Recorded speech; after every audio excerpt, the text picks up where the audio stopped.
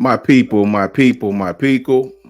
Welcome back again with my guys, my brothers, football aficionados at best. The future of Alabama's quarterback room is bright.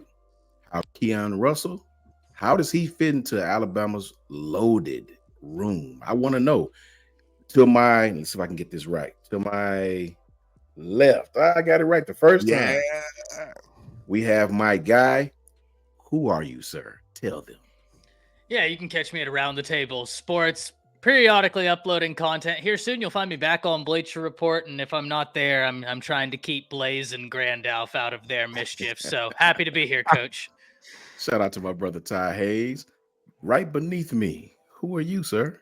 Yo, what's going on, everybody? You know me. It's Jake Merrill. What's going on? Happy to be here back in the video. We're getting it again.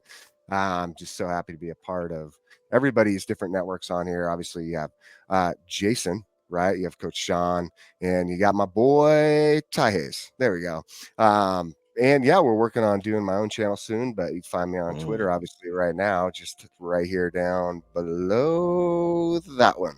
There we go. Yes. Yeah, man. So it's great to be back. And I'm excited to talk about this quarterback room and the addition of Key Russ. Shout out to my brother Jake, always doing big things. And beneath me, diagonal this way, we have the man himself. Who are you, sir? Jason Watkins, Hall of Fame college football with Jason and the coach. Appreciate you having me on, Coach Sean, man. I'm excited to talk about this. I think that Keon is going to be quite a player. From what I've seen from the tape, it looks a lot of fun, man. But thanks for having me on the show. Already, brother. Thank you to Jason. Shout out to him. Always with the great content. Tap in with these young men. Awesome channels that I watch myself. So let's hop right into it, man. Ty, you got to give it to me, man. The future of Alabama's quarterback room. I know what's in there. I'm well aware of the guys that's in there. We understand the competition, what's going to be here next year. We know possibly 99% sure. I won't say 100, but 99% sure this may be Jalen Milroe's last year in the Crimson Tide uniform.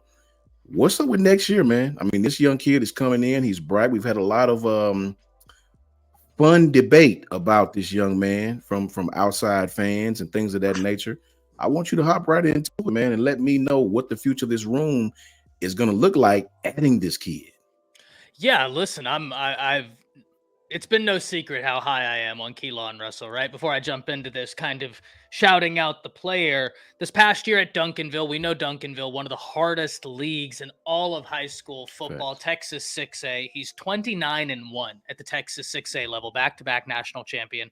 This past season, 3,483 yards, 38 touchdowns, 3 interceptions with a 72.1% completion percentage, just shy of 500 yards on the ground, averaging just shy of 6 yards per carry.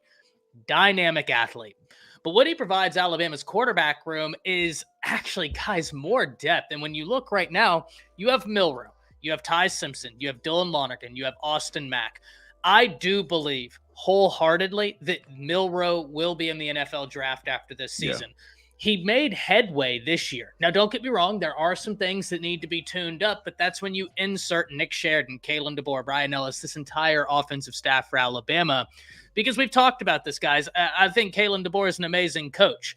I'm not here telling you that Kalen DeBoer is better than Nick Saban. Nick Saban's the GOAT. But what I am telling you, what my contention is top to bottom, this offensive staff for Alabama is more cohesive and better than last year's Alabama offensive staff. And certainly the quarterback developers are better than Alabama has had since 2020 with Steve Sarkisian and A.J. Milwee.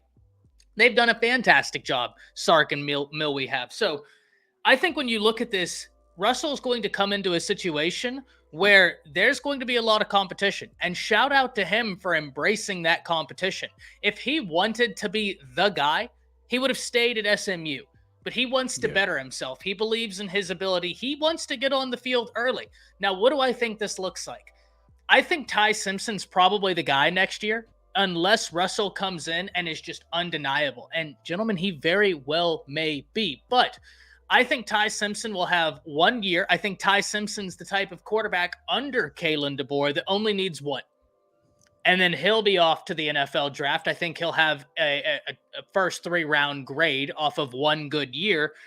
And then you're looking at this. You have Austin Mack, who is Kalen DeBoer's guy, but gentlemen, I don't know if there's a quarterback outside of Milroe, and certainly Simpson fits the mold. But if I'm looking at Lonergan, Mack, and Russell, I don't know that there's a quarterback that fits the Kalen DeBoer mold quite like Keelon Russell. And that's what's going to make this future competition so intriguing. Boom. Spot on. I couldn't agree more. I couldn't agree more with this young man. His stats tell the story. We all know Duncanville. We all know what kind of talented threshold that is, right? Ridiculous. Jay, what's your thoughts on this kid, man, as opposed to the quarterback room right now? I mean, he's a great addition, and it just goes to show like what I guess Kalen DeBoer and Nick Sheridan really look for in a quarterback. What's impressive is you go back and you look at their scout of Michael Penix, right? And identifying Michael Penix from the talent and being able to flip him back in the Indiana days and to get him to come to Indiana. I think they see a lot of the same attributes, if not like another Michael Penix 2.0. We got to remember Michael had multiple injuries, if I'm correct, 2 knee surgeries. So it's a lot that really hindered him. But in the end, his recovery, the work he put in to recover was phenomenal. And you saw that in his performance at University of Washington for 2 years.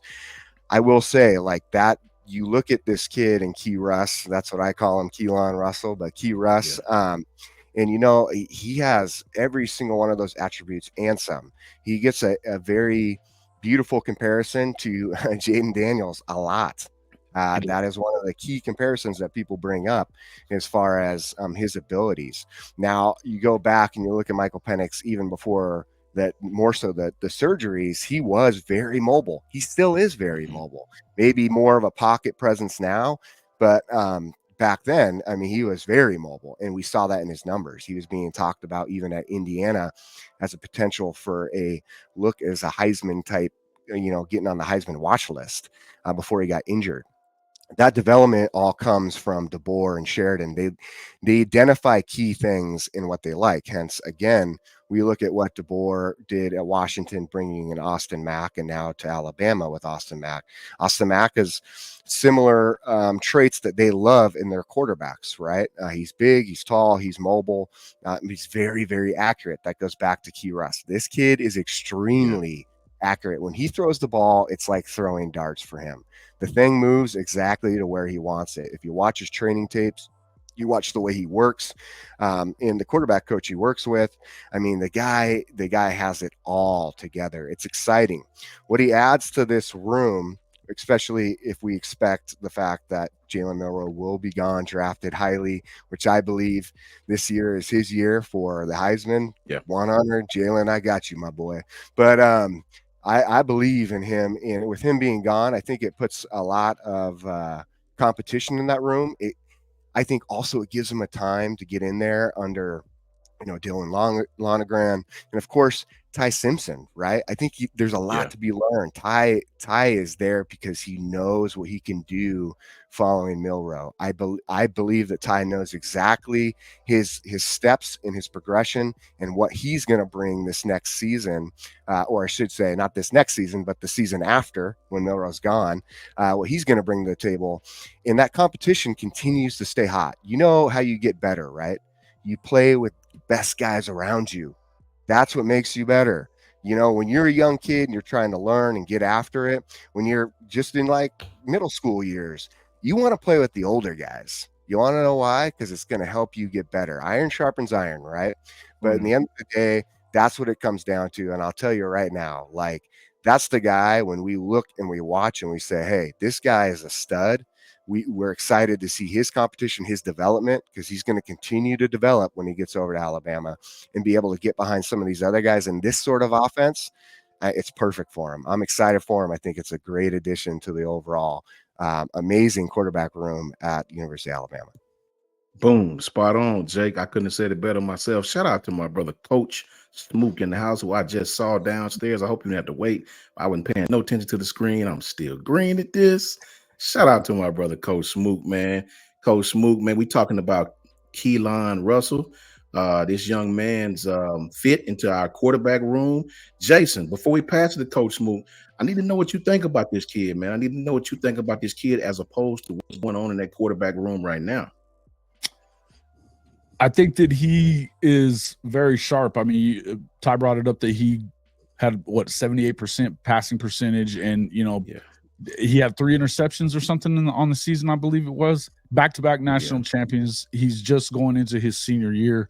This kid could be the type of guy that could move Ty Simpson out of the way.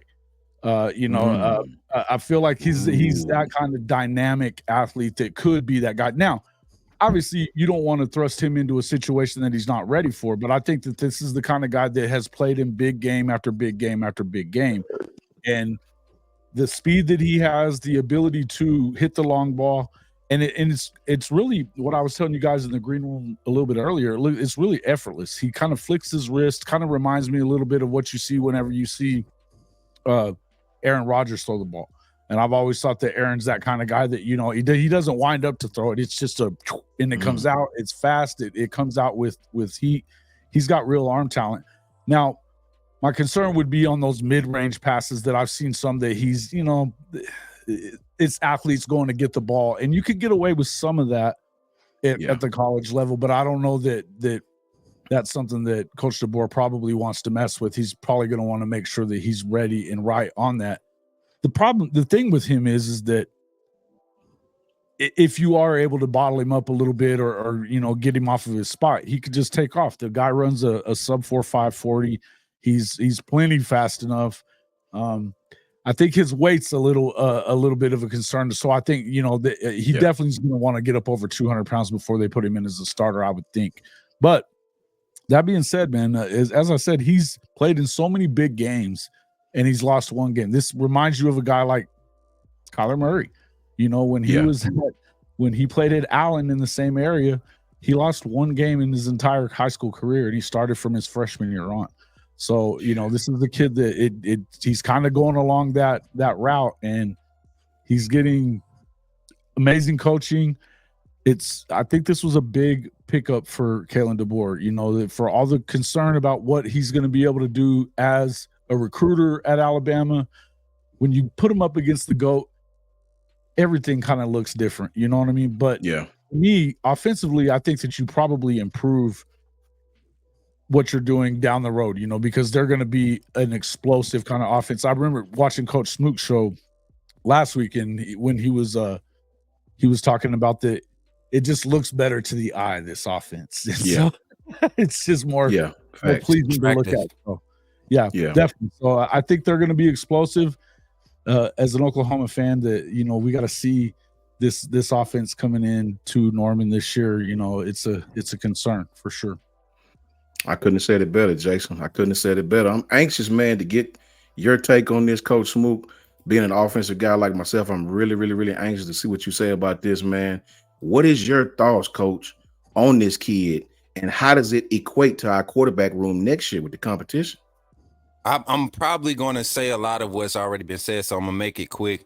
One, he plays in the top region in Texas. I mean, one of the toughest regions in Texas. So I don't think that the competition level going into the SEC, we know it's different. We know the SEC is different, but these days, man, you look at how this Duncanville team plays, a lot of what you see Kalen DeBoer's offense do, he's doing it. Maybe not as many shifts and pre-snap motions, but a lot of those concepts he's used to them. He natural talent. The size, like Jason said, he's 6'3", about 175, 180 right now. After talking to him, I honestly think the young man can get up to like 195 before, his senior year, and that's one thing that he's focused on this offseason going into his senior year, his nutrition program, really sticking to a diet because those boys live at Duncanville. That's where Kendrick Blackshire comes from. You know what I'm saying? So, and you remember how he was his junior year and all the hype he was getting about being a man child and all that stuff. So he's in a program that's going to teach him how to work in the weight room. Never heard anything about his work ethic on that side. So I have the utmost confidence for him to get to that size that he's going to need to be at the next level. I think my only concern with him is how long do we make him wait? He's a kid that you live with his growing pains if he proves that he can handle what's being asked of him as a true freshman. You give him the opportunity. And Ty Simpson, I believe, is going to be the guy at Alabama next year, but it won't be an easy, taking when you got guys like Austin Mack and this young man here coming in, who I believe is IQ wise. And this is not just myself, but these are experts that have seen him in camps, the Elite 11 camps. These guys are giving him like second round draft grades, late first round draft grades as a junior going into his senior year. So I love the looks of where he at, and he knows how to win. Those Texas quarterbacks that know how to win in those regions, in those hot regions, they translate well to college football. I mean, just traditionally. Yeah. I mean, even for Bama, look at Jalen Hurts. Look at Jalen Miro. All of these same kids come out of Texas, and he actually plays in a region that's harder, more tougher, more, I guess you could say, more deeply talented than what they grew up and playing in that Houston area. So I'm telling you, man, this kid is special, and I love the fact that people are looking at that 4-star rating. That's he's not a camp kid. I'm gonna tell you that right now. He's not all about that camp and stuff. So for the few that he's attended, the ones that he's attended, and the mark that he's been able to make and maintain that 4-star rating. Number 8 QB in the class, I think he is right now. That's going to change before the end of the season. And then his overall not draft stock, but prospect ratings are going to come up too. I'm telling you, this young man is good. I love it. I love it, man. Go ahead, Jason. Go ahead. What you guys thought? Watching this film right here, I love the way that he manipulates the pocket. He doesn't get rattled very much when it starts collapsing around him. He'll take a quick step up. And he'll either get it off or but he's not in a big hurry. You don't see, he doesn't seem like he's in a big hurry. He'll manipulate the pocket. And that's something that to me, it screams polished. So for not being a camp kid, that tells you that he has a very good coach, a personal coach that he's going to see. And I'm not sure who he is. Same as Melrose. Yeah. Yeah. Okay. Well, I mean, I forget the guy's name. Yeah. But he's definitely got good football IQ. He knows when to get out of there and when to not. But again, I'm blown away by his manipulation of the pocket at this young of an age. For him to have been playing he played as a freshman as well. They've won back-to-back national championships. So and they just keep on pumping kids out of there too. I'm gonna tell you. I'll tell you a film to go watch for him, like to get off the highlights, just regular highlights. Go watch when they played against South Oak Cliff. Go watch that game. And because that's a team that's deeply talented too. And you probably got like 4 or 5 D1 guys on the other side of that ball he's playing against this past season. So if you watch that, you kind of see him handling like high level talent, defensive schemes and everything. These guys throw mixed coverages. They disguise one high and they'll roll 2 into your boundary. Like these guys really, Oak Cliff is a well-coached team also, and he just handled it with such poise, like you was just saying. So I like the pickup for Bama right now with Keelon Russell flipping from SMU. Like that was huge. Been wanting to have a Bama offer. This kid has never been shy about saying what Bama offer would look like and what he would do with it, and we seeing it happen. This staff has done a great job. I couldn't have said it best. I couldn't have said it better, man. These kids, man, enjoy coming to Alabama. And I'll even add this. I talked about earlier that I looked at his pass attempts, and I think his sophomore year may have been around 50 something. And his junior year was like 260 something. But he threw for 1,000 more yards. So that tells you the kid is getting better. He's getting better, right? So let's hop right into it, man. I talked to Ty and I talked to Jake earlier. I'm anxious to see what Jason and Smook say about this. Let's cut him no slack. Now, we know there's some haters out there about this young man, right? If it wouldn't be Bama, wouldn't be Oklahoma if somebody couldn't talk bad, couldn't find something wrong, right? It wouldn't matter if the streets was paved of gold. If one of the bricks was crooked, they gonna talk about it, right? Jason, I need to know what you think. I want Coach Smook to formulate his thoughts because I'm going to hear what you got to say about this. So I guess I'm talking about Matt and what he had to say about this pickup. And I almost brought it up a second ago, but I watched that video yesterday, went in there, and I just thought to myself, I said, are we talking about the same guy? Because when I looked at Keelon Russell, I'm like, yeah, this is one of those guys. This is not the number 8 quarterback in the country. This is a top level. I mean, how SMU got him to commit. I mean, you know why? Because they've got tons of cash and they're nearby. You know what I mean? And they are going into the ACC. So to me, I think that was, and they have a heck of a coach too. By the way, they have a heck of an offensive coach. I think you could do worse than SMU. But as far as what Matt goes, I like this show for a little while because, you know, and I've been saying this a lot lately. I've been watching a lot of creators from around the SEC because I want to learn more about what they think of their programs and to hear their side of it. But the more I listen to this guy, and he's just, it seemed like a weird personal attack, you know, to say that Alabama's burning. It's a little weird to me. The guy has lost 3 football games in 2 years at a program that doesn't have near the talent that Alabama has on the roster currently. And he came in and they were 4-8. So to me, you can sit there and hope and pray that this is what's going on, but this is what it is. It's hopium. This is you know, and you have these guys that do this all over the country that they badmouth. It reminds me of Missouri. Yeah. They badmouth Oklahoma because they had one good year in a dozen, and then they want everybody to think that, oh yeah, we're here, you know, it's us. You know what? When you do it a couple of times, then we'll talk. You know what I mean? But this is weird to me that you would take that tact when really LSU hasn't had a lot of success against Alabama lately. I know this is a different coaching staff, but I'll be honest with you, I don't feel like this coaching staff is resonating that much. Yeah, they won 10 games the first year he was there, played in the SEC championship game. Okay, great.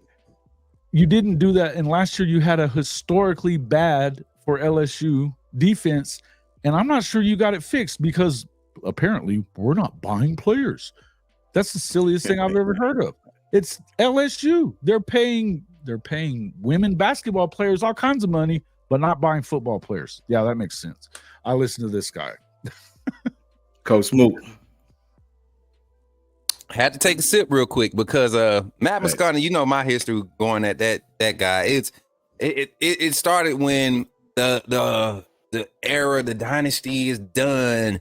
The walls are falling, they're burning down. You know, they remember that Alabama's lost Coach Saban and the recruits, all of these 5 stars are transferred. That book, man, you can go watch that video on my channel. It's an old one.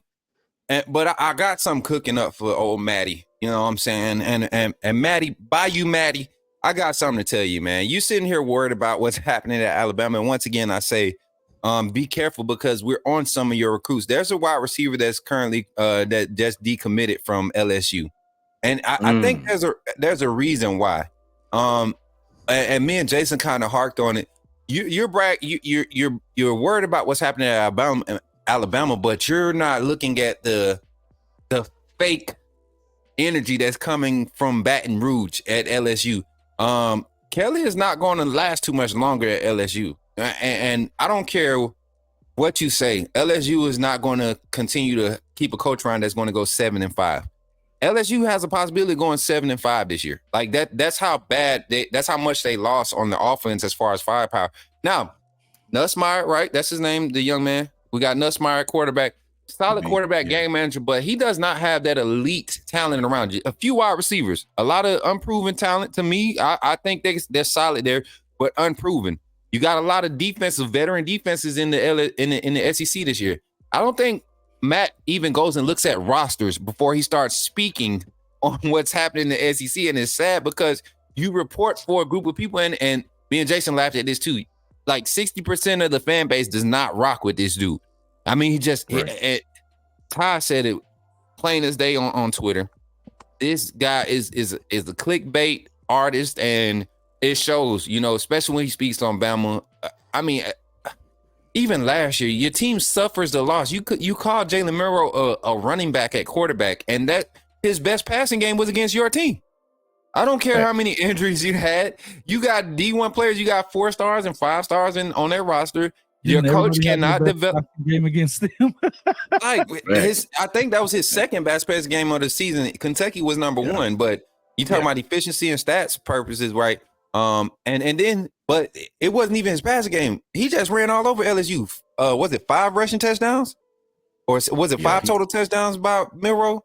4 rushing and 1 passing. So I mean, this guy, I think they should be more worried about being embarrassed in Death Valley this year, because I feel like that's what's going to happen this year with this Bama team. By their time of the year, we should be rolling. I think our first tough test comes against Tennessee, like the real test where we have to be on the road and have to experience some adversity and pull out a win. If we can pull out a win against Tennessee, we got LSU, 2 weeks later after that?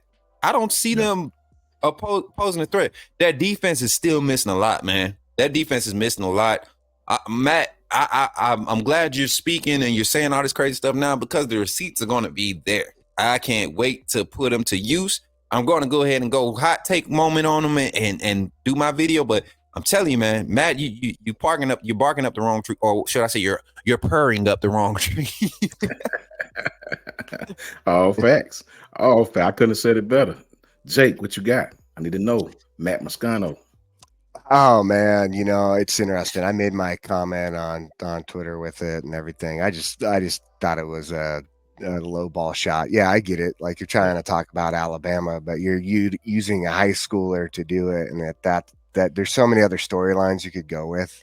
Like, it just is. Come on, man. Like, I know that's your game. That's your MO, is to start like all this craziness. That's how you get looks, right? But that, damn, man, like, to go after like a high school kid, man. I'm gonna be honest. I hope that kid takes that, records that video with Key Russ, and he watches that 24/7, so that way he has that motivation and fire. I got a question for you, Jake, real quick. Why you where's Keelon Robson on any major site? Where's he a 3-star? May I say this right here?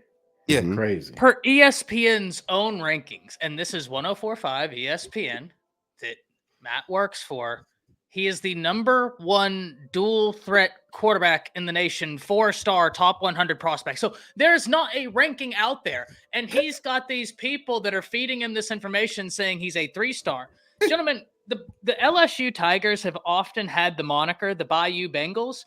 Well, they were so bad last year on the defense, I propose we change that moniker from the Bayou Bengals to the Puddle Kittens, because they were awful on defense last year. They were outside the top 100, and it's not going to get much better this year.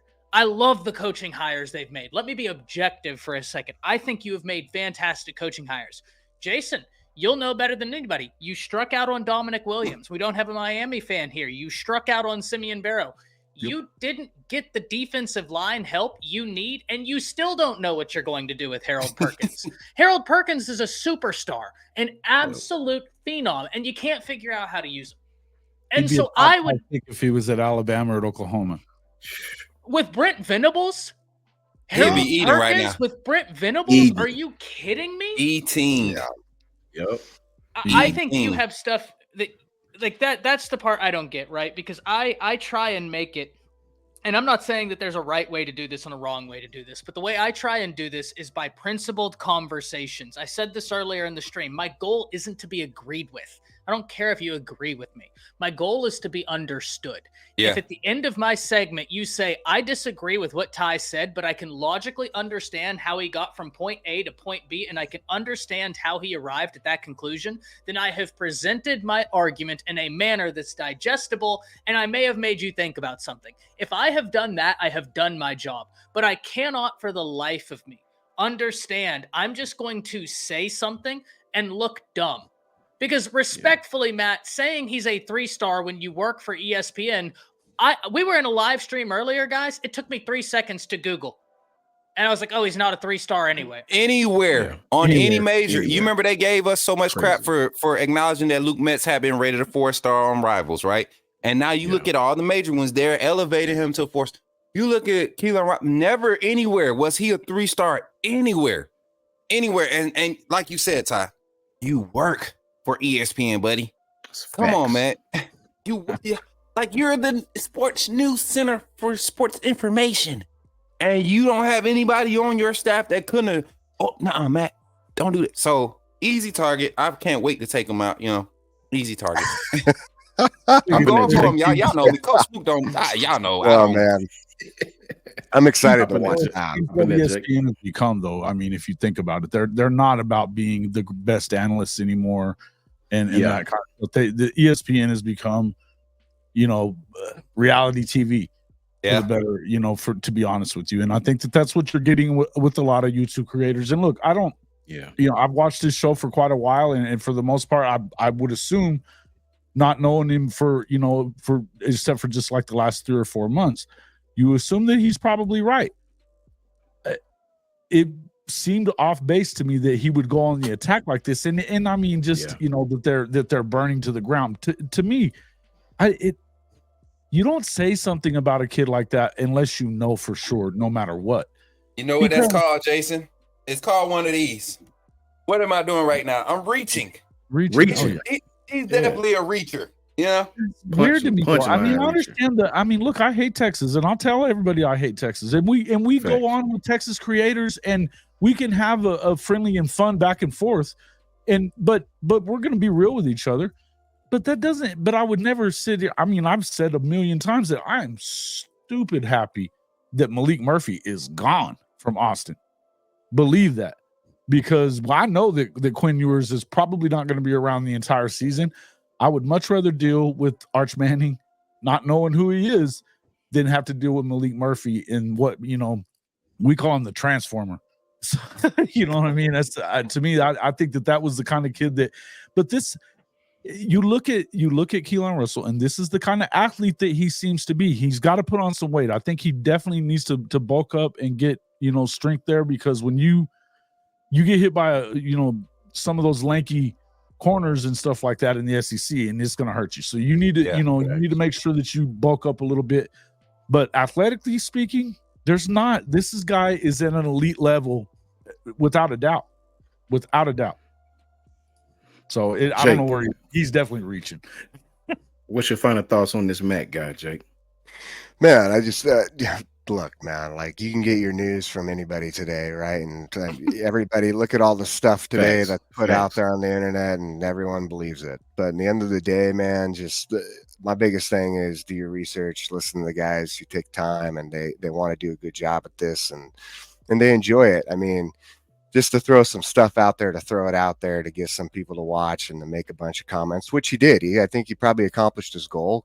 Fair enough. If that's your game, okay, cool. But I'm just not about going after guys. Like, there's so many other storylines you could use to go after Alabama, but to get after a guy who hasn't even played college football yet, and he's committing and going through an exciting process, and you're using that as ammunition, I just feel like that's, I mean, come on, man. Like, I get you're doing your thing, but have a little integrity. Damn. Yeah, just a little. Wrapping up on this Matt kind of guy, it's death when Ty uses the brother in Christ phrase. Ty, wrapping up on this guy, what's your thoughts? My brother in Christ, I'm just asking you to make a coherent statement, make a coherent argument, say something factual. Like, I don't understand how you have a team of people and you're still wrong about the most basic principle, where he ranks. That's it. Like, at that point, I'm not gonna lie. I'm gonna come clean to everybody right now. All right, go ahead. I didn't make it through the 6-minute video. It's 8 minutes. That's how I know you. I stopped Ty. I probably beat you. I probably got a good 212 in. I still haven't watched the whole thing. Me too. When he said 3-star, which was about 35 seconds, I was like, and that's enough of that, right? Like, I'm gonna go ahead and share it and shut it down. Exactly. Yeah, that's all I have to say, right? Like, I'm just like, this is ridiculous. Key question, Ty, piggyback off of it. Now, we all know next year coming in, it's going to be death competition, just like all the guys said. Let's take Jalen Milroe out of it for a second. We know Jalen's going to be Jalen this year. Let's look forward to next year. Who's the starter next year? Your humble opinion. Just your humble opinion. I'm going to go probably Ty Simpson. And the reason is I think that when you look at Ty, he's got a live arm. There are things that he needed to work on, right? Like, Nick Saban was talking about Ty Simpson, and I forget exactly what he said, but the basic premise of Saban's point was he needs to allow the play to happen instead of trying to make the play and force the play. Thank you. Yeah. And I think that he's gotten a lot better with that, but I also think that every quarterback on roster, we talk a lot about Jalen Milroe benefiting from having Sheridan, from having Ellis, from having DeBoer. That argument goes for every single quarterback on the roster.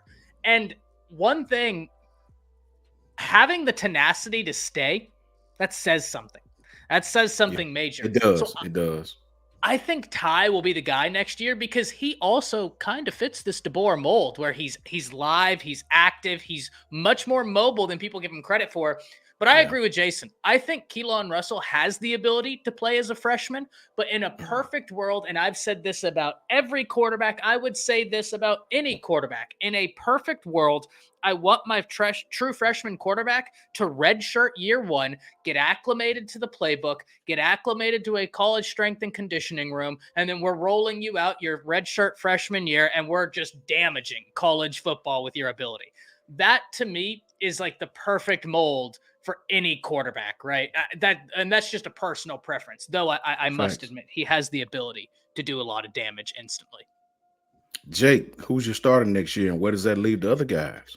Yeah, no, I mean, I think that's a fair question if we really look at it, and I go with Ty on that one, and I'd say it's Ty Simpson. I go with Ty, and I say it's Ty Simpson. But but I'll tell you, man, like I think Ty in general, there shows a lot of maturity, a lot of thank you, just thought process. You're welcome, Ty. But there also shows a lot of maturity on the field and thought process from a standpoint with Simpson is his willingness to stay put. Right? Because you can rush something and you can say, you know what, I need to see the field because I need to show everybody all these things. But if you can see the bigger picture, like further down the road, which is really hard to do, right? When you're presented with so much opportunity, you have the talent, you have the ability. And the same thing goes with Lonergan. The same thing goes with Austin Mack is you look down the road and you can see though in foreplay, like these aspects and say, you know what, if I stay, there's a lot of benefit here.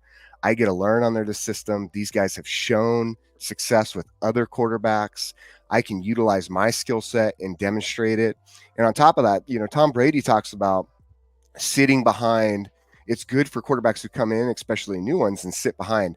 That goes true, I think, in general in a roster, especially when you have a new coaching staff and a dynamic offense that does have complications that you need to learn. I would rather, as a player, really pick up on the concepts of it so I understand what I'm doing instead of just trying to make it happen, right?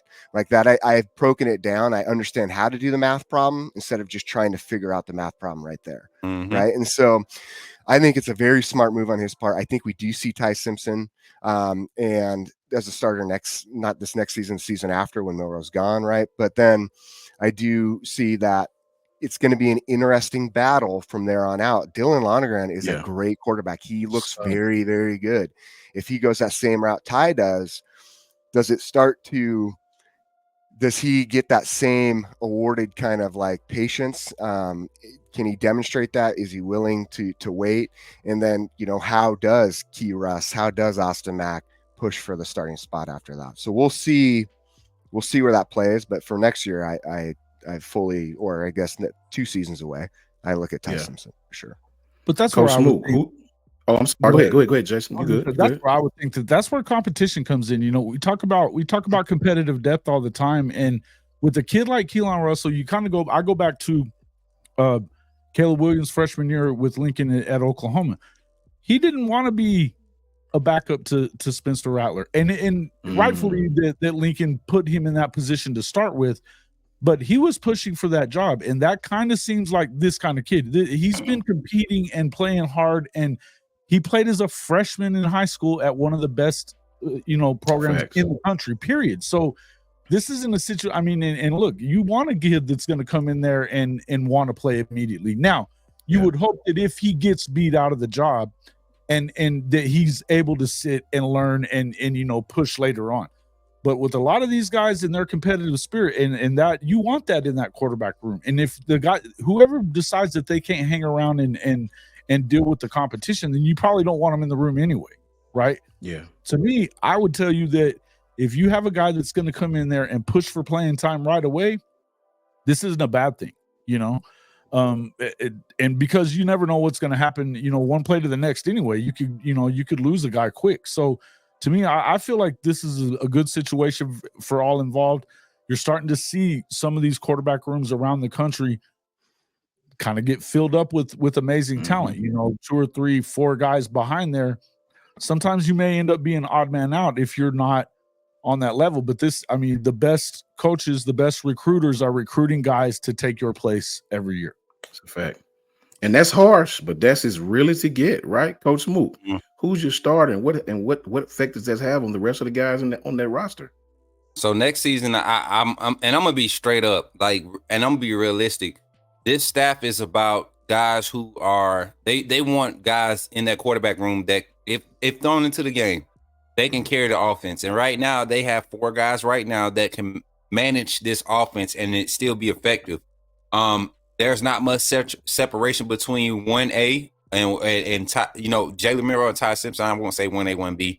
I think that there's like a good steady dose of we're confident if we have to go this route with Milroe, we're just as confident if we have to go this route with Simpson.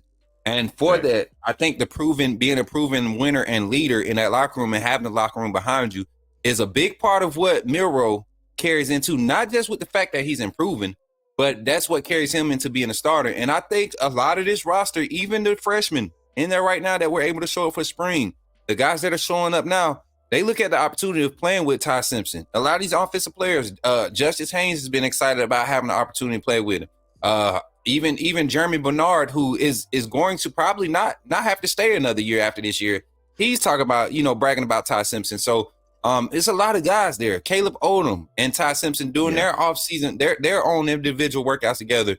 Ty Simpson he's bought into the fact that he might be the future, because if you look at the guys that went to train with him, a lot of those guys are the freshmen or Emmanuel Henderson, guys that aren't the primary guys. I don't believe are going to be the first 6 off the bench, right? Minus Caleb Odom, I think he's going to be, but Ty Simpson definitely next year.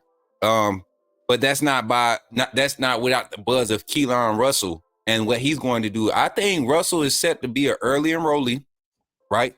You look at this offense, look at how much Austin Mack has improved in this spring, having a full spring under Kalen DeBoer's offense.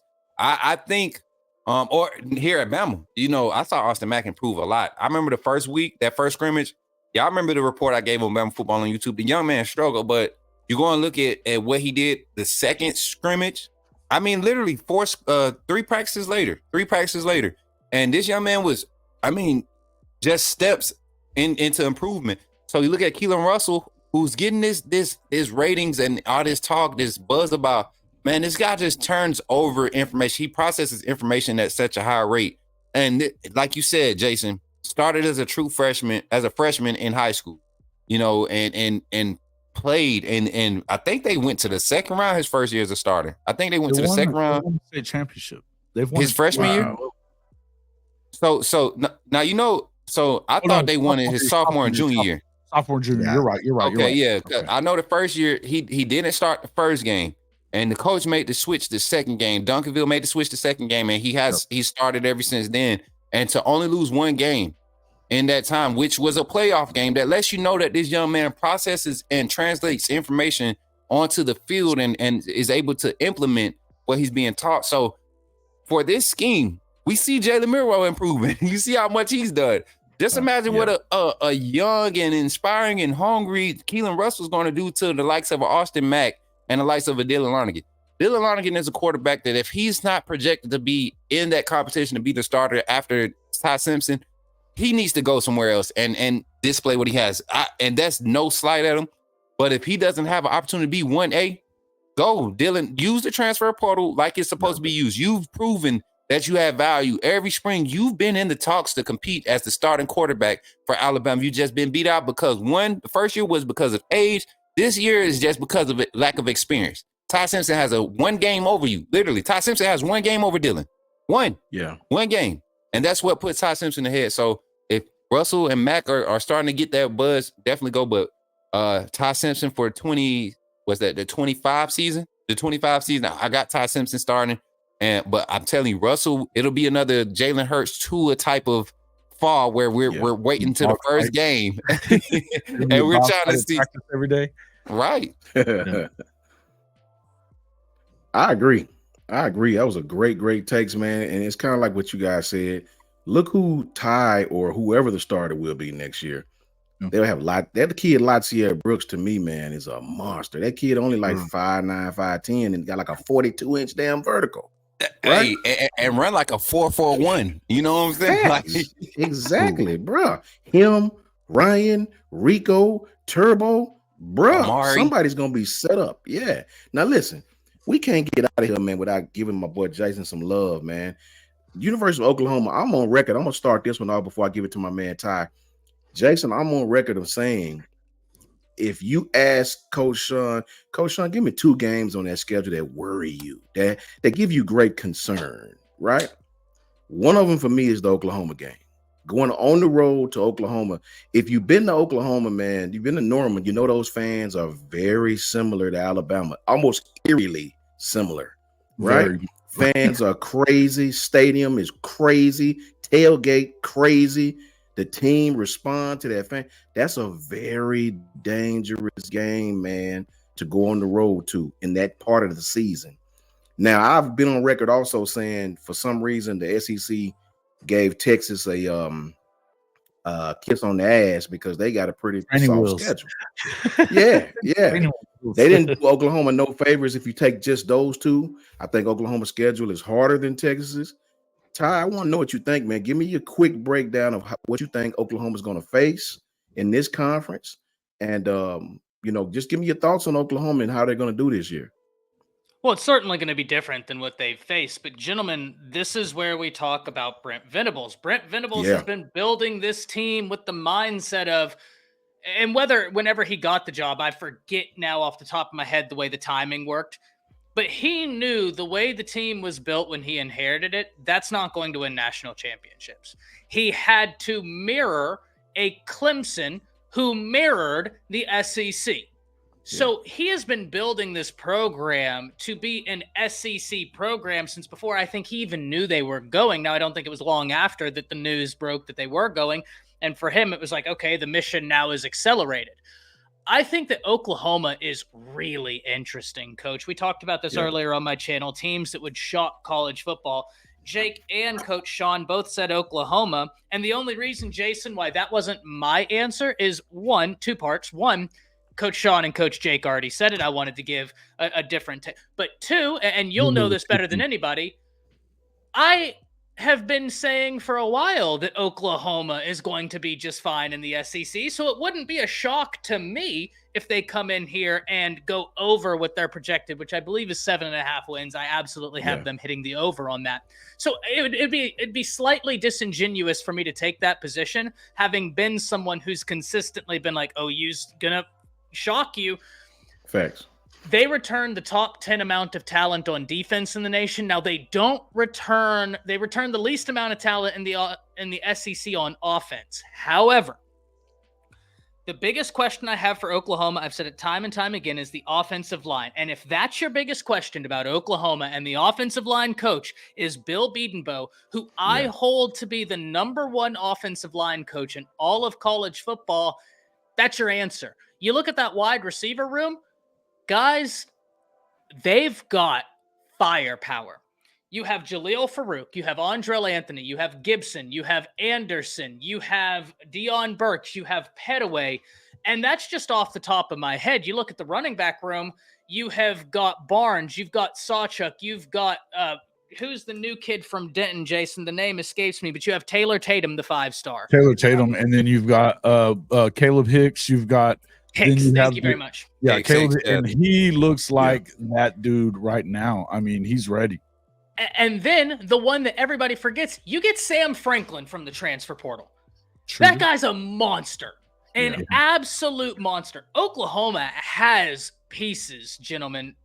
Offensive line is where I'm wondering what they're going to look like. Not if they're going to be good, but how long it takes, because once again, it's Bill Bedenbaugh. If there's anybody I give the benefit of the doubt, it's Bill Bedenbaugh. He gets the benefit of the doubt until I'm proven otherwise. Jake, let me get you in here. I'm gonna wrap up with Jason so he can give us his final take. I want to know what you think about it, Jake. How do you think Oklahoma's gonna do, and what happens if they switch schedules with Texas? What happens? How do you think they're gonna do in the SEC? Gosh, if they switch schedule to Texas, you could see Oklahoma competing easily for, SEC championship, and get into the SEC championship game. It'll be a little harder path with what their schedule looks like now. I can tell you that, I've brought it up a number of times, but Oklahoma's that team for me that probably is the one game that I'm most concerned about. It's an easy game to maybe overlook. I hate to say that, but it is, just because of the fact that the new team, right? And yeah, it's a week out from Iron Bowl, but at the same time, Oklahoma, you look at that schedule in general that Alabama has. They have a tough schedule, so it's an easy game to say, is this going to be one of those games that comes up and nips you? But at the same time, I'll say this is what Oklahoma brings to the table. You have to look at what Brent Venables did. He brings in Seth Luttrell, offense coordinator. His pedigree comes from Mike Leach, right? I've brought this up before. He has the receiving room to implement exactly that same concept that we'll see. He has the running backs that assist that receiving room, right? By, creating that space and pulling guys into the box. And then in Jackson Arnold, let's be honest, the guy is really good. You can't take a bowl game and some of the mistakes and say he's not good. He is really good. And I think with Luttrell there as a quarterback's coach, you're going to see a really big step in improvement overall. And it's probably going to be a very refreshing improvement. I mean, Dylan Gabriel did great last year for what he was doing. But there was some drop-offs towards the end of the season that were unexpected and shouldn't have happened. So now you look at Jackson Arnold and with Seth Luttrell doing what he's going to do and in really developing him, you're going to see a lot of improvement with Jackson Arnold. And with that receiving room, it helps him out a lot.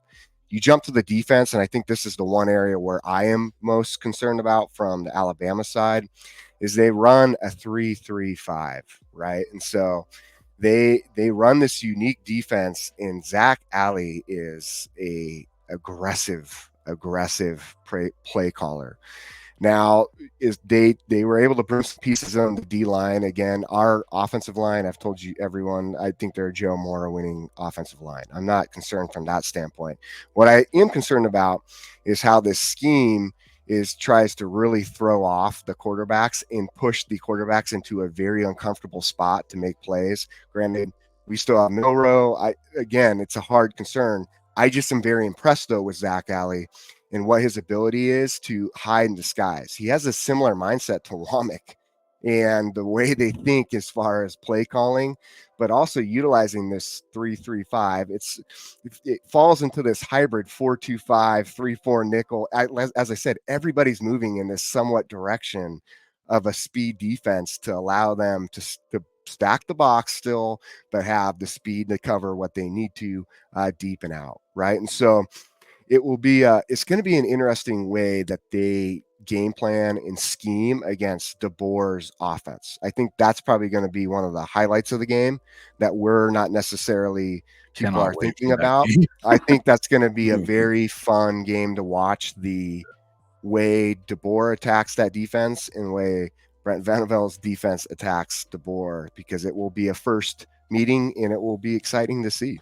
So I love it, Jay. Coach Smoot, now I know you're a wide receiver by trade, offensive guy like myself. Oklahoma going to try to run 1,000 plays. They're going to try to hit us with high lows, dig routes. They love throwing those deep ends, those kind of thing, and pick on those safeties and try to get you in man and burn you up that way before they run the ball. I want to know what you think, Coach Smoot. What do you think these guys are going to do in the SEC overall, and how does that play adapt to our league? So I like the pickup of Emmett Jones this offseason. He's their wide receivers coach, passing game coordinator. Produced a lot of talent every stop he's been at. He was definitely one of the guys. You remember him coming out of South Oak Cliff, a team we just talked about with Keelon Robinson. Playing against them, they play in that same region as Duncanville.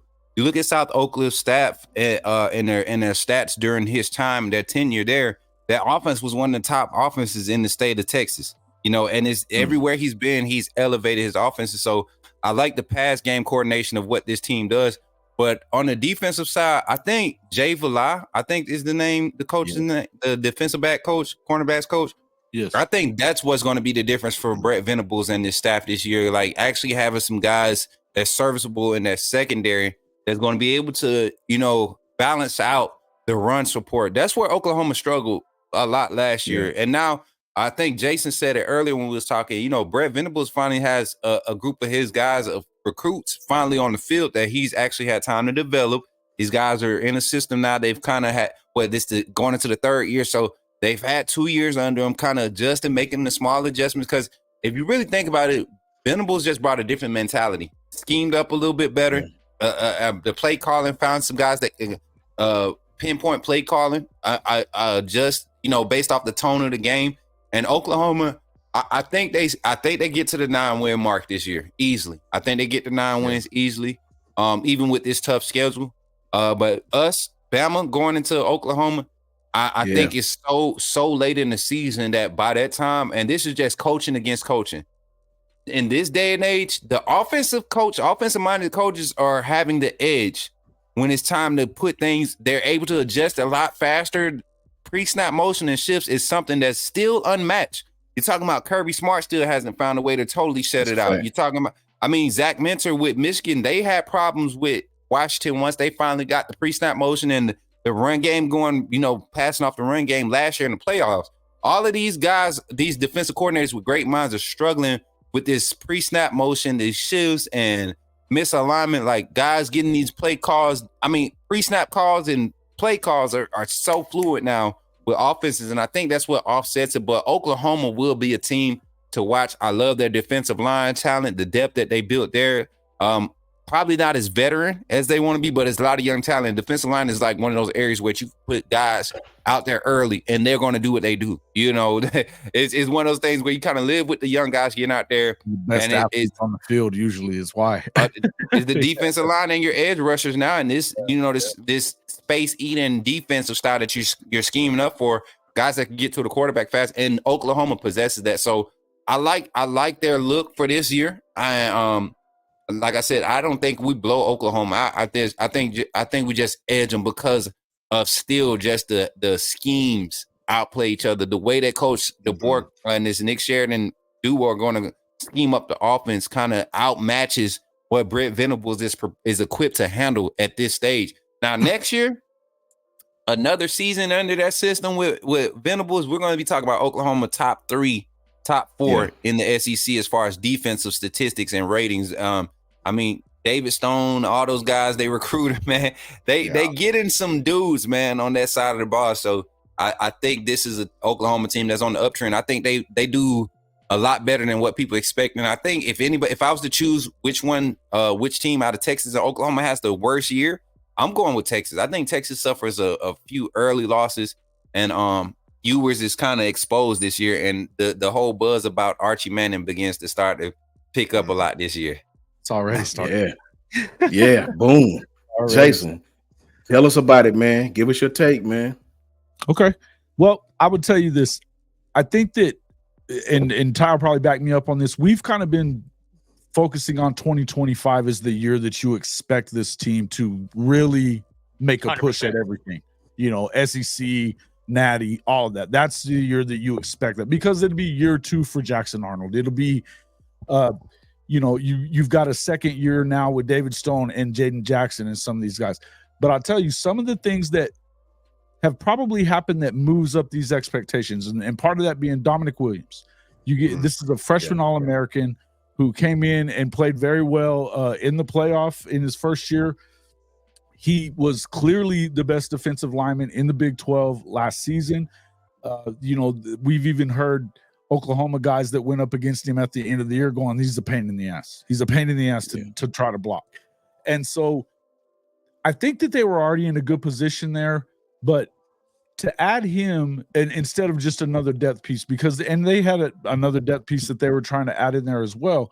But some of the guys that you don't know, you've got Ashton Champ Sanders that came, he's a true sophomore coming in. He's over 300 pounds. Now you have G-Baby, it's Grayson Halton. He's up over 300 pounds now. Jaden Jackson was over 300 pounds when he got there. Another IMG kid that played next to David Stone, and David Stone has gotten himself over 300 pounds as well, along with DJ Terry, who's played in the SEC at Tennessee already. He's got SEC experience.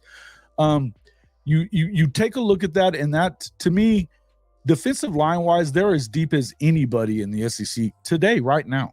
And that's what had to happen. If you look back on Brent Venables' career as you know, coaching up these defenses, his second year at Oklahoma, they actually reached, by the end of the year, the first part of the year, it was kind of led by Josh Heupel in that offense.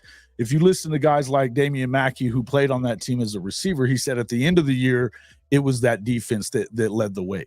You know, if you look back at that Florida State national championship game, it was a 13-2 final. I mean, they kind of gave them the safety at the end. It was a smart play on their part to just, you know, get the game over with. That's why they did that. But they shut them down completely. Year 3, they were the number 1 defense in the country. At Clemson, he gets there. Just per S&P. I have some other stats that I could look at, but per the Bill Connolly's S&P stats, year 1 at Clemson, they were 34th in the country defensively. They dropped to 12th in year 2, and then in year 3, they were the number 1 defense in the country in S&P ratings, which was, you know, obviously the year that they won their first national championship at Clemson. So that's the year that they were able to slow down that Alabama team and get that win there. So this is year 3 now, and you've seen even some of the guys that early on you expected to be kind of one of his main guys, and he's sent them down the road, or they've gotten into the portal, but you almost feel like they got to push towards the portal. You know, we've heard some stuff about Justin Harrington in the last few days that sounds like that's what was kind of going on there. Justin Harrington's a heck of a player, but I don't think that he stacks up in that linebacker room, certainly not to Danny Stutzman, and he was more playing the cheetah. But Kendall Dobie stepped up when he got hurt in the Texas game and established himself as that guy.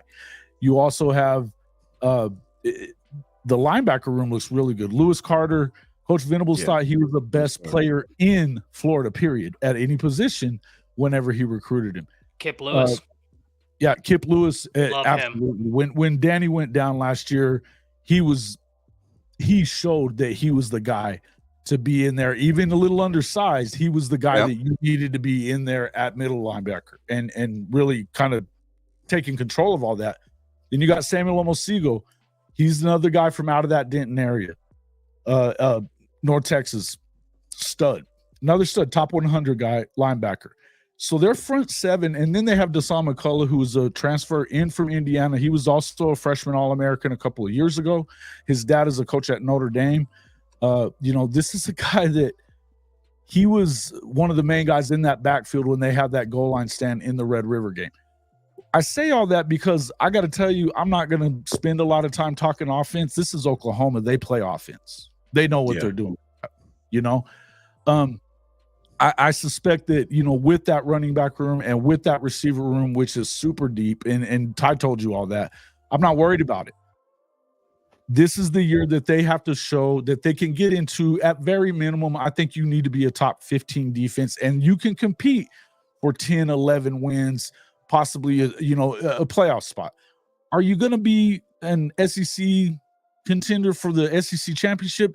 I think there's a path for it. I still feel like 2025 is probably the best chance that you have if you're Oklahoma.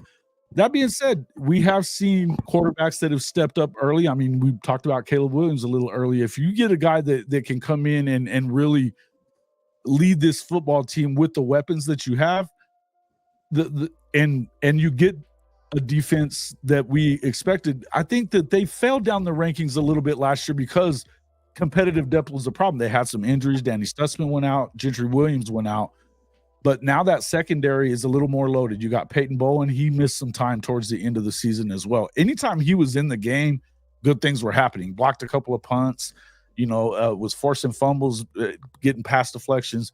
Billy Bowman is going to be another one of those guys that he's going to be up for the Thorpe Award. He led the country he was second in the country in interceptions, led the country in pick sixes. He's a stud, man. So to me, those two coming back was huge.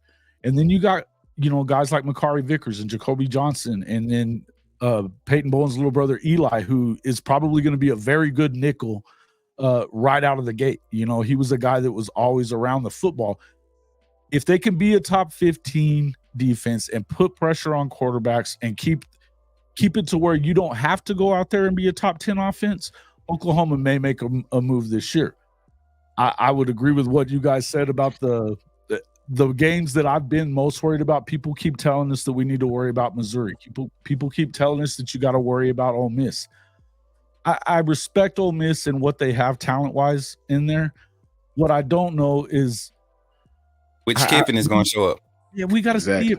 I mean, you know, I thought it was James Franklin of the SEC. James Franklin. We called him Lane Whiffen on SEC on that SEC podcast because he hasn't really won a big game yet. That he's, you know, one of those teams that, yeah, they're going to be favored over you, but you have the talent in the room to go ahead and get it done. He hasn't done that yet. So to me, I don't really worry as much about them. I'll never worry about Missouri until I see at least a couple of years of them doing, you know, what they did last year. They do have a schedule that sets up favorable for them. I still don't know that, and I love Luther Burden.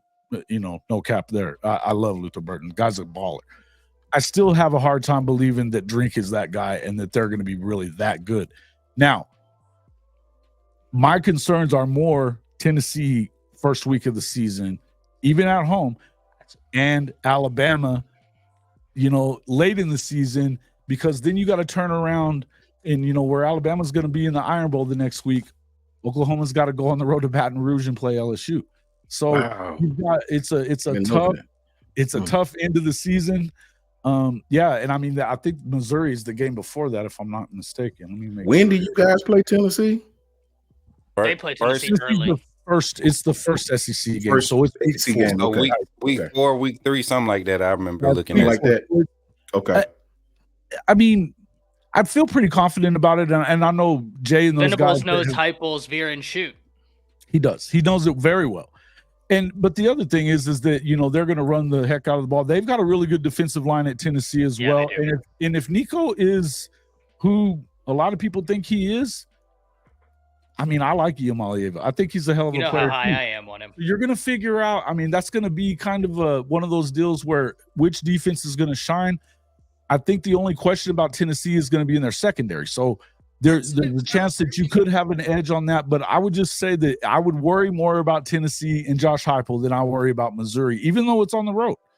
And then, of course, I'm worried about, I mean, Bama, look, I think, like you said, you're going to have worked some things out throughout the year. We're talking about week 12, week 13 now, you know, by the time that we see you guys. Now, the beauty of it is I think if you were going to get them, this is a good time to get them because it is first year, you know, and you've got hope. You don't know what may have happened in between now and then, you know, in between the start of the season and that point. But I think if Oklahoma's defense is still intact, and I think that's the main thing, you want to make sure that you're going to have some injuries, but you got to have those second and third guys step up and still be able to do their job to make sure that you stay where you should be.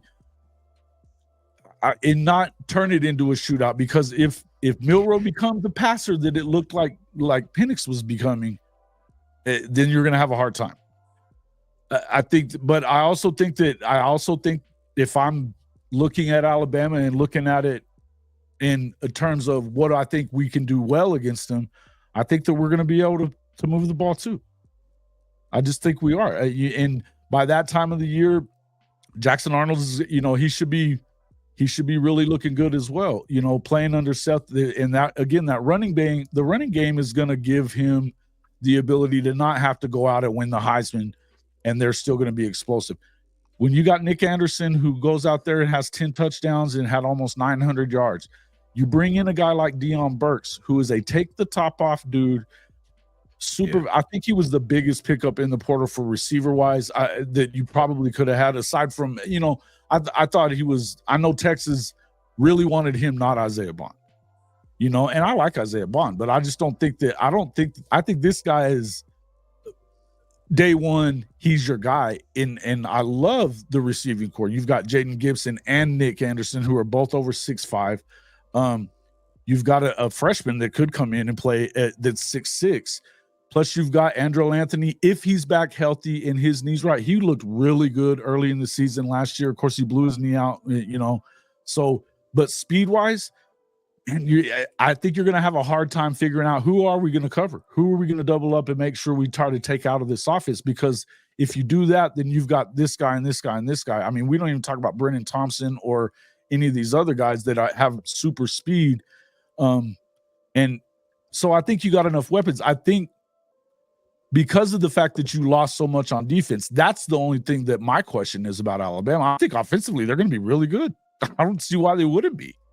But I think defensively, when you lose the amount of guys in the secondary that you did and some of the other guys, I think that if you're going to take advantage of them at any point, it'd probably be there. I look forward to this game. I think it's going to be a heck of a matchup. I really do. Well, and I mean, Jason, it's Alabama. I know Oklahoma's not going to be overlooking you guys for sure. To your point, you don't have to have a top 15 defense to really compete. Statistically speaking, since 2000, you just need a top 30 scoring defense. Like, as long as you're in the top 30 scoring defenses, you can win national championships. So as long as y'all are in there. They were the number 2 scoring defense in the country, the number 1 total defense in the country. Yeah, scoring defense, as long as you're top 30, you can compete for national championships so long as you're balanced. There's only been 3 teams since 2000 be outside the top 30 scoring defenses and win a national championship. And I've always said you don't want to be the exception. You'd rather be like part of the rule as opposed to the exception.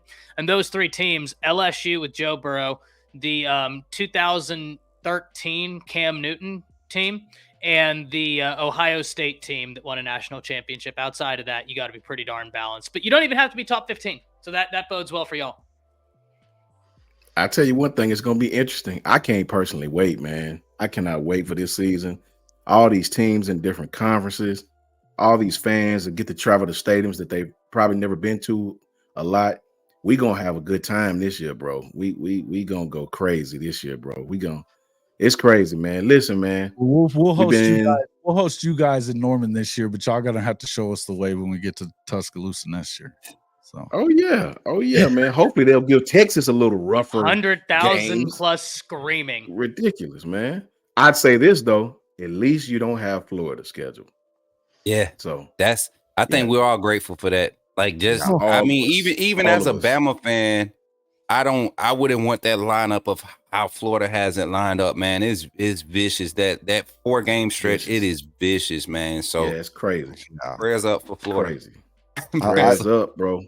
I'll add one thing real quick before we get out of here so we can, do whatever we're going to do. But let me say this is why I think this will be a Bama offense versus Oklahoma's defense is because of that reason, Jason, you stated. At the end of the year, if Alabama has any issues defensively, they will be completely fixed by then. And this vision break coverage, it's meant to cover this type of wide receivers. So I don't see that's where Oklahoma has to defensively be able to do really good against the offense of Alabama, because that's going to be really hard for Oklahoma to utilize. Like I said, just the aggressiveness of Womack. He has that same mindset as Ali. So that's where I think that it's an Alabama offense versus Oklahoma defense that makes this game great, because on the other side, I think you just have too many pieces in place. And we're already so late in the season that everyone's kind of figured out their knack there. Right. So that's why it will be really interesting, I think, from that matchups are going to be key. I think there, who you got where and stuff like that. I mean, because again, I don't know who you choose when you choose this, who's out there at that receiver position. Because that's the thing. They don't play man. So they put themselves in the positions on the field to play against based on a scheme, not on a man. Yeah. So if it was like, here's the thing, I would have that mindset if it was Saban. Yep. But it's not. So it changes like the whole concept of how you have to utilize those wide receivers. The thing is about them though, is it's very much like a basketball game with them because they're big. Like Oklahoma's wide receivers are huge. So that's where they have I would say more of an advantage. So it'll be interesting. It's going to be a lot of dynamic players on both sides of the ball in that game. It's so fun to watch. Yes, there will. It's going to be a lot of fun to watch. Yep. Listen, guys, you guys are awesome, man. Let me personally say thank you to you guys. You guys are always I love getting these guys because I know I'm gonna learn something, right? Shout out to Ty Hayes, man. Shout out to Jason. Shout out to my brother Coach Smook. Shout out to Jake Merrill. You guys are freaking awesome. Tell the crowd where they can find you, Ty. Yeah, pretty much anywhere that'll allow me a microphone and time to ramble. You can find me specifically June 13th over on Bleacher Report, 2 p.m., doing a show on their SEC channel, talking about where you need to watch for teams that could possibly make a run at the SEC. Outside of that, you can find me at Around the Table Sports. Jason, where can they find you, brother? Yeah, you can find me at Hall of Fame College Football with Jason and the Coach. That's at CFB-pod on YouTube. Obviously, there as well on Twitter at JW_HOF. And we're doing a lot of stuff in the mornings right now. Along like Coach Smook, I'll catch a good little 45 minutes of his, and then I'm usually starting up at least a couple 3 days a week. Right now, we're hoping to ramp that up to 5 days a week by the time the season rolls around. Man, I'm pumped up about this season, man. I couldn't be more excited, and I thank you a lot for getting me on with these guys. I love talking ball with these dudes. Sorry I rambled a little bit there. Hey, don't apologize. I used to be that guy. I used to be him, so don't apologize. You right in line. Hey, look, you know what's so good about that though? When you guys go, we get so caught up in listening because it's such good stuff. We been forgetting what the hell we was gonna say because I get so caught up in listening. So I've been practicing just looking at the clock. And I got so caught up in listening, just kind of researching information. Yeah. I look back up, I was like, dang, he been talking for 2 minutes already. And it didn't feel like it, but 2 minutes is a long time. I listen to my streams. I'd be like, dang, I talk too much, but yeah. What can they find you, Coach Smook? Coach Smook at Coach Smook on every platform. Man, y'all know me. I love to get on here and collab, man. This past month has been crazy as far as the growth. So I just been trying to, get in where I fit in, but really been focusing on solidifying what we're doing at the Coach Smook Network. And you guys know we always interact. I come through and I support the lives when I can. But Coach Smook Network is really taking a turn for the better. And we're collabing. We actually had a Bama basketball coverage personnel. Christian Sykes was on the channel this morning on the phone. That was a big monumental moment for us, and we're about to do a lot of collabing. And so it's just growing, y'all. It's a lot of stuff going on, and I can't wait to continue to let this develop to what it's gonna be, man. Full steam ahead, pedal to the metal. And like Jason, man, I feel like it's really gonna pick up for what we're doing as people, man, for this industry. I think it's gonna pick up for all of us once the season kick off, and I'm excited to be a part of this wave of what's happening right now as far as college football, sports coverage, and all that stuff that's happening right now on this platform. So yeah, just at Coach Smook on everything, and that's where I'll be at. Big shout out to Christian, man. It's never bad as they act like it is. You know what I mean? Big shout out to that brother, man. Big shout out to Coach Smook Network. Big shout out to Around the Table. Big shout out to Hall of Fame, man. Sports with Jason. And last but not least, we about to get Jake. I'm gonna peer pressure me, so I'm peer pressuring you. Come on, Jake Merrill. Where can they find you, Jake? Let's go. Yeah, let's go. The Twitter for sure. You guys hit me up on Twitter. You can see it on there. Honestly, I kind of make appearances on all these different channels that you just heard and have a lot of fun with my guys and talking football, whether it's Oklahoma football, Alabama football, mainly Alabama football. But I give love to Oklahoma. Don't get me wrong. I have a lot of respect for Oklahoma as a program and what they've done. I talk football in general, right? And I just pop on the different networks, man. And one of the things also, and Smook, I know I don't know if you mentioned it or I don't think you did, but you had George Teague on the other night. So if you guys haven't caught that, make sure you go check those really good. I love that. Yeah, it was really good. A lot of fun to listen to. So, and I think that's what's cool is like you can hop on these different channels and hear different perspectives, and it's amazing to hear different perspectives and bring it all together so you can continue to grow your knowledge. I will be trying to make my own channel here soon, so we have another spot just to go and talk. In the end of the day, it's all about supporting one another and watching other people do the best they can, but also doing the best you can and bringing it all together so everybody can find success. There's enough for everybody. And in the end of the day, like, you know what I mean, just go out and kick ass.